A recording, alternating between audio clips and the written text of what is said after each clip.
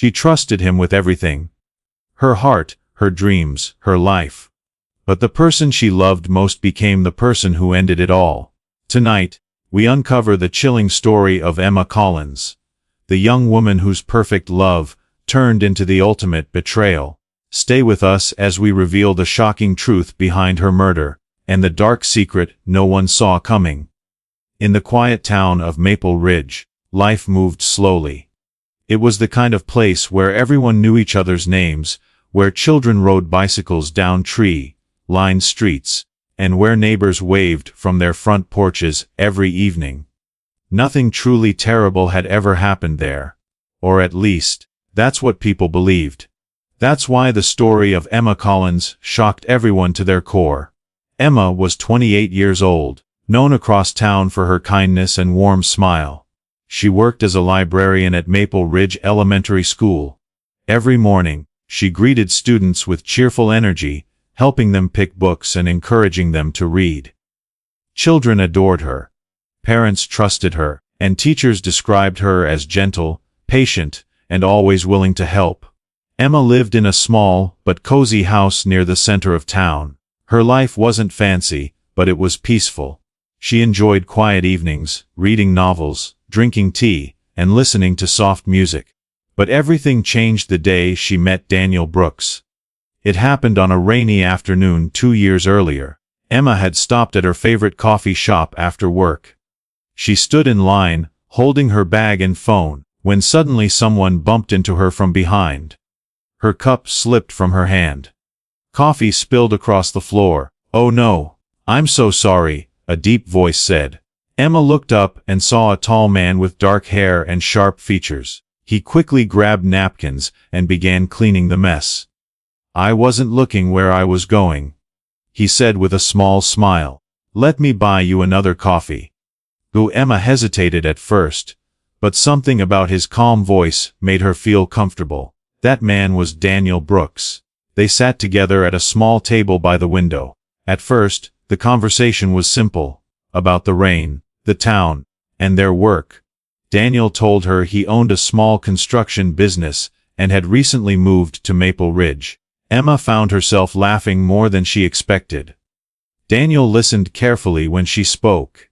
He asked questions about her job and her hobbies. He made her feel important, like her words truly mattered. Before leaving, he asked for her number. Emma gave it to him. From that day on, Daniel became a regular part of her life. He sent her good morning messages every day. He surprised her with flowers at work. Sometimes he showed up at the library with coffee, just to make her smile. Friends noticed how quickly their relationship grew. At first, they were happy for her. Daniel seemed thoughtful and caring. He remembered small details about Emma, her favorite snacks, her favorite songs, even the books she loved reading as a child. Within months, they were spending nearly every day together.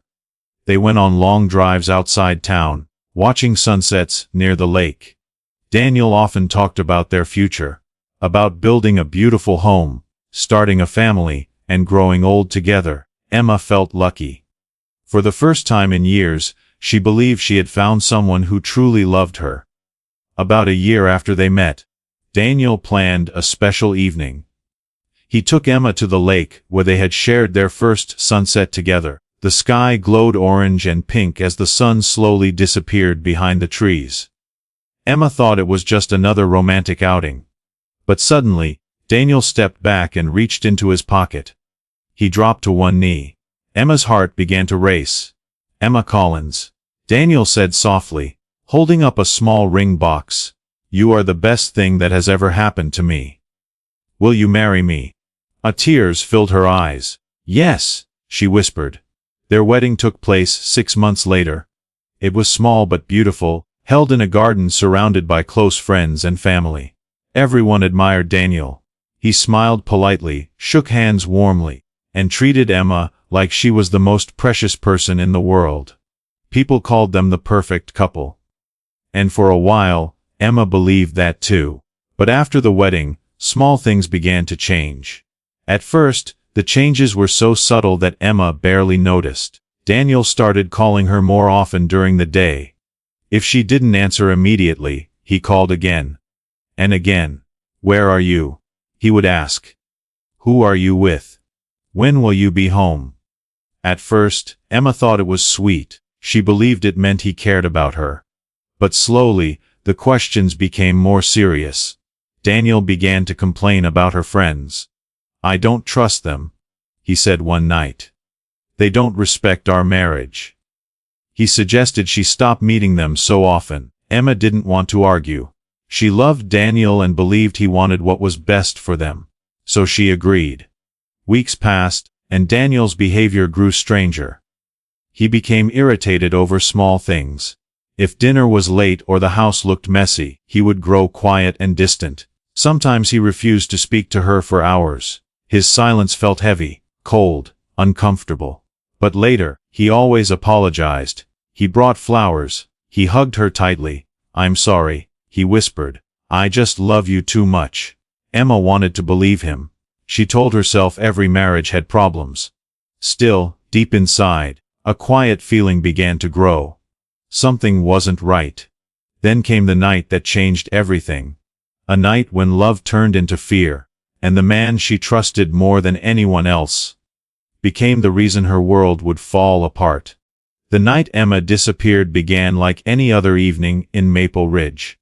The streets were quiet, and soft yellow lights glowed from the windows of nearby houses. A cold wind moved through the trees, carrying the smell of rain. Inside their home, Emma stood in the kitchen, staring down at her phone. Her hands were shaking. Just minutes earlier, she had read something that made her heart pound, a message from an unknown number. At first, she thought it was spam, but when she opened it, her stomach dropped. The message contained a single sentence. "Ask Daniel where the money is coming from." Emma read it again and again, her mind filled with questions. Daniel had always told her his construction business was doing well. He said they were financially stable. But lately, she had noticed small things that didn't make sense. Late-night phone calls, whispered conversations, and once, she had seen a stack of unpaid bills hidden inside his office drawer. When Daniel walked into the kitchen that evening, Emma was still staring at her phone. "Dinner ready?" he asked casually, loosening his jacket. Emma turned slowly toward him. "Daniel, we need to talk." Something in her voice made him pause. His expression changed slightly, but he quickly forced a smile. "About what?" Emma hesitated, unsure how to begin. Then she took a deep breath. "I got a message today," she said. "Someone told me to ask you where the money is coming from." Daniel froze. For a brief second, his calm expression disappeared. "What message?" he asked sharply. Emma showed him the phone. He stared at the screen, his jaw tightening. "It's nothing," he said quickly. "Probably someone trying to scare you." "But Daniel," Emma continued softly, "why are there unpaid bills in your office? And why do you keep getting calls late at night?" The room became silent. The tension between them grew heavier with every passing second. Daniel placed the phone down slowly. "You've been going through my things?" he asked, his voice low. Emma swallowed nervously. "I wasn't snooping," she said. "I found them by accident. I'm just worried about you." Daniel began pacing across the kitchen. His movements were sharp and restless. "There's nothing to worry about," he said. "Business has ups and downs. That's normal." Emma shook her head. "No, this doesn't feel normal." Her voice trembled. "I feel like you're hiding something from me." Daniel stopped walking. He turned toward her slowly, his eyes dark and cold in a way she had never seen before. "You don't trust me?" he asked. Emma felt her chest tighten. "I do," she said quietly. "But I deserve the truth." For a moment, Daniel said nothing. Then suddenly, his anger exploded. "You don't know anything about business," he shouted. Emma flinched. "I'm trying to protect us," he continued loudly. "Everything I do is for you." Tears filled Emma's eyes. "I'm not your enemy," she whispered. "I'm your wife." The argument grew louder. Voices echoed through the walls of the house. Outside, neighbors began to notice. Mrs. Harris, who lived next door, later told police that she heard shouting around 9:15 p.m. She said it sounded more intense than any argument she had heard before. Inside the house, Emma grabbed her coat. "I need some air," she said, her voice shaking. Daniel blocked the doorway. "You're not leaving," he said firmly. Emma's heart raced. "Move, Daniel," she said. For a long moment, they stood facing each other in silence. Then Daniel stepped aside. Emma walked toward the front door, her breathing fast and uneven. As she reached the door, she paused. Behind her, Daniel spoke again, this time in a softer voice. "Emma, don't do this." She didn't turn around. "I just need space," she replied. Mrs. Harris later reported seeing Emma standing near the front door around 9:30 p.m. Emma looked upset and pale, holding her phone tightly in her hand. Daniel stood a few steps behind her. They spoke quietly, but Mrs. Harris couldn't hear what they said. Then suddenly, the porch light turned off. The house went dark, and after that moment, no one saw Emma alive again. The next morning, Maple Ridge woke to shocking news. At 8:10 a.m., Daniel Brooks walked into the local police station. His clothes looked wrinkled. His hair was messy. Dark circles rested under his eyes. He appeared exhausted and worried. "My wife is missing," he told the officer at the desk. He explained that Emma had stormed out after their argument the previous night. According to him, she packed a small bag and left without telling him where she was going. He claimed he waited all night for her to return. When she didn't, he began calling her phone repeatedly. No answer. Not once. Police officers listened carefully as Daniel described the events. He seemed nervous, but cooperative. Search teams were quickly organized. Officers visited Emma and Daniel's home to look for clues. Inside, they found Emma's purse sitting on the kitchen counter. Her wallet was still inside. Her car remained parked in the driveway. Nothing suggested she had planned to leave. And then, hours later, another troubling discovery was made. Emma's phone was found lying near a quiet roadside nearly 3 miles from her home. The screen was cracked. The battery was dead. It had been left behind, as if someone wanted it to be found. As the sun began to set that evening, fear spread through Maple Ridge. Friends gathered near Emma's house, praying for her safe return. But deep down, many already feared the truth. Emma Collins hadn't simply walked away. Something terrible had happened, and the answers were still hidden in the darkness of that cold, silent night. 5 days passed after Emma disappeared, and the town of Maple Ridge grew quieter than ever. What once felt like a peaceful place now felt heavy with fear. Flyers with Emma's smiling photo were taped to street poles, shop windows, and school doors. Her bright eyes stared back at everyone who passed, reminding them that she was still missing. Search teams worked day and night. Volunteers from across town joined police officers, walking through fields, forests, and empty roads. They called her name again and again, hoping to hear a reply. But the silence was terrifying. At the Collins home, Daniel appeared broken. He spoke to reporters outside the house, his voice shaking as he begged for Emma to come home. "If anyone has seen her, please tell the police," he said, wiping tears from his eyes. Many people felt sympathy for him. He looked like a husband desperate to find his wife. But behind the scenes, investigators were beginning to notice strange details. Emma's disappearance didn't feel like a normal runaway case. Something was wrong. On the morning of the 5th day, the search took a dark turn. 2 hikers were walking through a thick wooded area outside Maple Ridge. The forest was dense, filled with tall trees and tangled branches. It was not a place people visited often. As they followed a narrow trail near a shallow stream, one of the hikers noticed something unusual caught between the branches. A bright piece of fabric. At first, they thought it was trash. But when they stepped closer, their hearts began to race. It was a scarf. A soft blue scarf.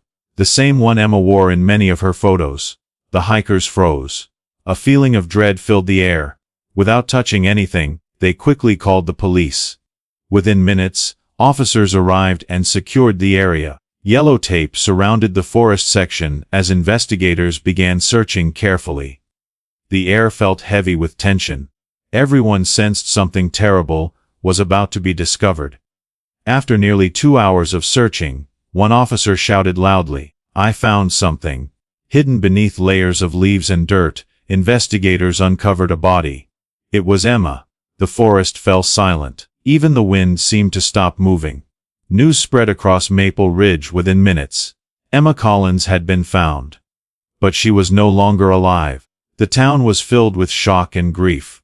People gathered near her house, leaving flowers, candles, and handwritten notes on the front steps.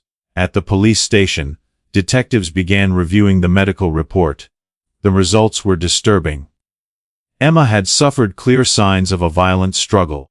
There were bruises on her arms, indicating she had fought back against her attacker. The time of death matched the same night Daniel reported her missing. That detail raised serious questions. If Emma had died the same night she disappeared, then she never truly left safely. Someone had hurt her. And possibly someone she knew. Investigators returned to Emma and Daniel's home with fresh determination. This time, they searched more carefully. Inside the living room, detectives noticed faint marks on the wooden floor. At first glance, they looked like normal scratches. But when viewed closely, they appeared to be drag marks. As if something heavy had been pulled across the floor. Behind the couch, they discovered a broken picture frame. The glass was shattered. Inside the frame was a photo of Emma and Daniel smiling together on their wedding day. The sight felt chilling. Perfect smiles, hiding a dark truth. In the kitchen, investigators also noticed small stains on the floor that had been wiped away. Someone had tried to clean them. But traces still remained. Samples were collected immediately.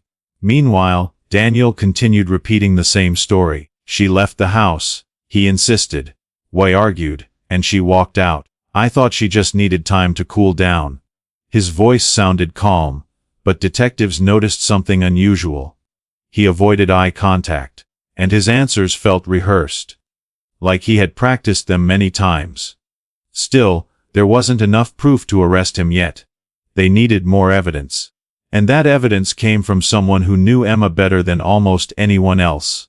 Her best friend, Lily Carter. Lily arrived at the station later that afternoon. Her eyes were red from crying, and her hands trembled as she spoke. There's something you need to know, she told the detectives. She explained that Emma had been acting differently in the weeks before her death, more nervous, more quiet, less like herself. Then Lily revealed something shocking. A week before Emma disappeared, she had sent Lily a message late at night. The detectives leaned forward as Lily opened her phone. The message read, "I think Daniel is hiding something, and I'm scared to ask him." The room fell silent. Those words changed everything. Emma had been afraid of the man she loved. Suddenly, Daniel was no longer just a grieving husband. He became the center of suspicion, the prime suspect in Emma's murder. But even as investigators began focusing on him, a terrifying question remained. What exactly was Daniel hiding? Because deep down, detectives believed the truth was darker than anyone could imagine. And the worst was still yet to come. After Emma's body was discovered, the investigation changed completely. What had once been a missing person case was now a full murder investigation. Detectives no longer searched for Emma. They searched for her killer. And all signs were slowly beginning to point toward one person. Daniel Brooks. At first, Daniel continued to act like a grieving husband. He spoke to reporters outside his home, his voice filled with sadness. He thanked volunteers who helped search for Emma and told everyone how much he loved her. But behind closed doors, detectives were quietly digging into his past. What they found shocked them.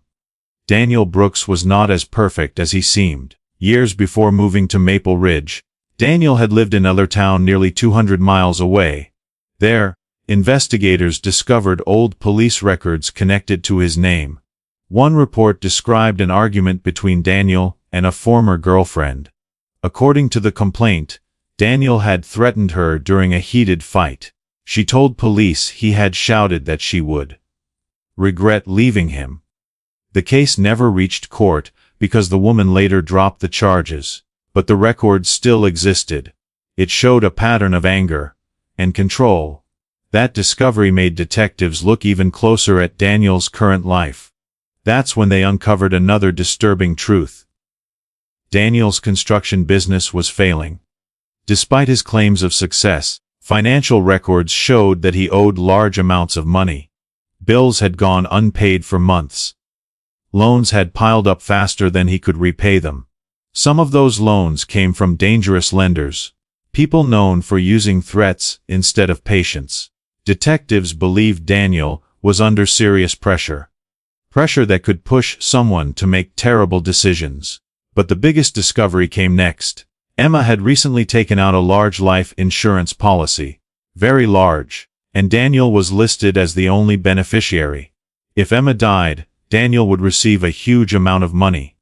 Enough to solve all his financial problems. Suddenly, investigators had a powerful motive. Money. Still, they needed proof. Suspicion alone was not enough to charge someone with murder. So detectives began tracking Daniel's movements on the night Emma disappeared. They reviewed traffic cameras across Maple Ridge. Most showed nothing unusual, until one officer found footage from a gas station located near the edge of town. The video was grainy, but clear enough to identify vehicles. At exactly 11:42 p.m. on the night Emma vanished, a familiar truck appeared on the screen. It was Daniel's truck. The timestamp showed it driving toward area where Emma's body was later found. Detectives replayed the footage several times. There was no mistake. Daniel had left the house that night, but during his police interview, he never mentioned going anywhere. When detectives confronted him with the video, Daniel looked stunned. For a brief moment, his calm expression disappeared. "I was looking for her," he explained quickly. "I drove around trying to find her. I thought she might have walked somewhere." But his explanation didn't match the timeline. If Emma had already been injured or killed inside the house, then Daniel wasn't searching. He was hiding something. The investigation grew even stronger when forensic experts finished analyzing the evidence collected from Daniel's truck. Inside the trunk, they discovered small traces of blood. The amount was tiny, barely visible to the naked eye. But laboratory testing confirmed the truth. It was Emma's blood. That discovery changed everything. Detectives no longer doubted their suspicions. They believed Emma had been attacked inside the house, then moved using Daniel's truck. And now, they had physical proof connecting him to the crime. Within hours, police obtained an arrest warrant. On a quiet afternoon, officers arrived at Daniel's home. Neighbors watched from their windows as police cars surrounded the house. Daniel opened the front door, looking confused. "What's going on?" he asked. One officer stepped forward. "Daniel Brooks, you are under arrest for the murder of Emma Collins." A gasp echoed from nearby homes. Some neighbors covered their mouths in shock. Others stared in disbelief. The man they once admired, the loving husband they trusted, was now being taken away in handcuffs. Daniel didn't resist. But as officers led him to the police car, his face remained strangely calm, cold, almost emotionless. At the police station, Daniel was questioned for hours. Detectives placed evidence on the table in front of him. Photos, reports, test results. Still, Daniel refused to confess. "I didn't kill my wife," he repeated again and again. No matter what detectives showed him, he stayed silent, calm, unmoving. It was as if he believed he could still escape punishment. But investigators knew they were close. Very close. They believed the final piece of the puzzle was still hidden, somewhere, waiting to be uncovered. And that final piece would come from someone who had been close to Emma, closer than most people realized. As the trial date approached, prosecutors prepared their case carefully. They believed they had enough evidence to prove Daniel's guilt. But no one in the courtroom was prepared for the shocking twist that would soon be revealed. Because hidden in Emma's past was a secret that would finally expose the truth about her final night. And once that truth was heard, there would be no escape for the man she once trusted with her life. The courtroom was packed the day the trial of Daniel Brooks began. Journalists, neighbors, and friends of Emma Collins filled the seats, their eyes glued to every detail. Everyone wanted answers. Everyone wanted justice. Daniel sat at the defendant's table, calm and composed. He had maintained his innocence since the day police first questioned him. But now, with the weight of mounting evidence against him, even his supporters began to feel a chill of doubt. The prosecution began their case by detailing the timeline of Emma's disappearance and the shocking discovery of her body in the forest. They explained the evidence linking Daniel to the scene. The traces of blood found in his truck, the traffic footage showing him near the woods on the night she vanished, and the financial motive revealed by Emma's life insurance policy. Yet Daniel's defense attorney argued fiercely. "There is no direct evidence that my client committed this crime," he said. "All we have are suspicions and circumstantial evidence. You cannot convict a man solely because he had financial troubles or was in the area." But the prosecution had one more weapon, a secret that only Emma knew before her death. Lily Carter, Emma's best friend, was called to the stand. Her hands trembled as she gripped the microphone. Tears streamed down her cheeks as she recalled the weeks leading up to Emma's death. "Emma confided in me," Lily began softly. "She told me she was scared. She said she thought Daniel was hiding something serious. She even sent me a message. I think Daniel is hiding something, and I'm scared to ask him." She never said what it was. She just knew she couldn't trust him anymore. The courtroom was silent. The words were simple, but they carried a weight heavier than anything else said so far. Then came the moment that would shock everyone. The prosecution played a recording found on Emma's phone.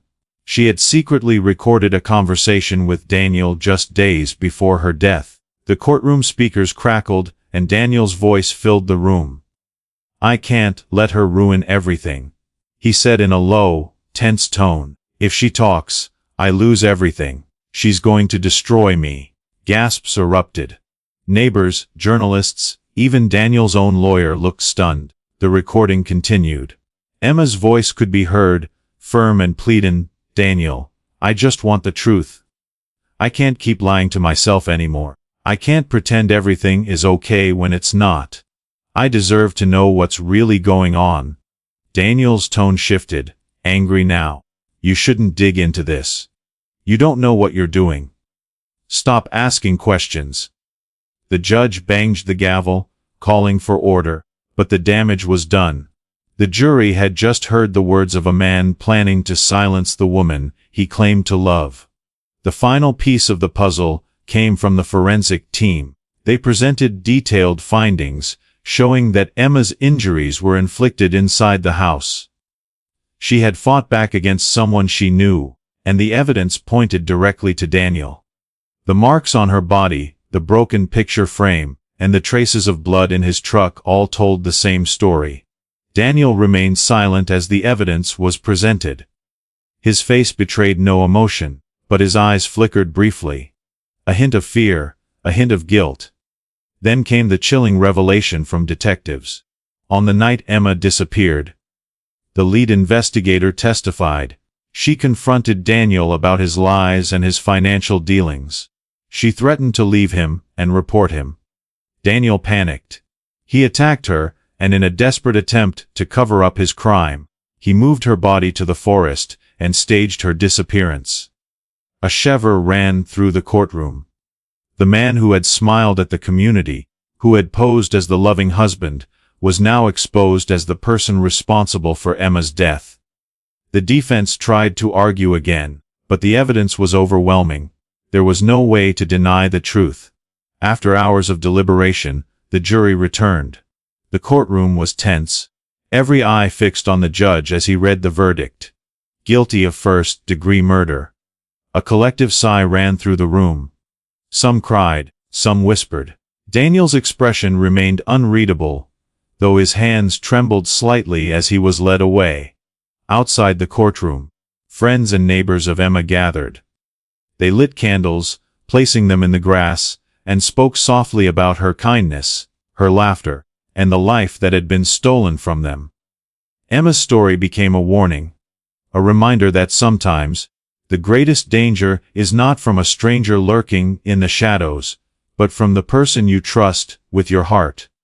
Because in the quiet town of Maple Ridge, everyone learned the same chilling lesson.